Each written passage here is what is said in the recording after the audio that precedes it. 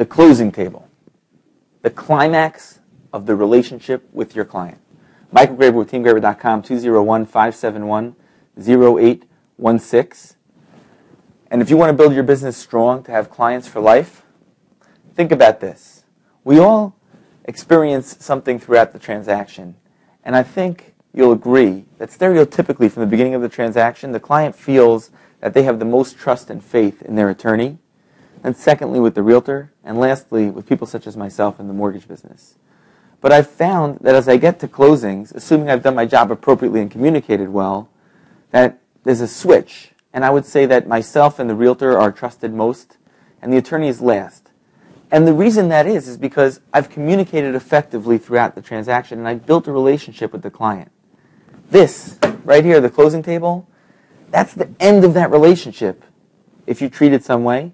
And if you treat it another way, it could be the beginning of a long-term relationship. When you go to a closing, don't ask for a check.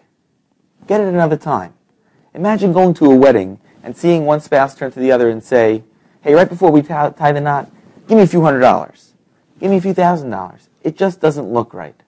And the same is true with the closing table and with your relationship with your client. Michael Graber with TeamGraber.com.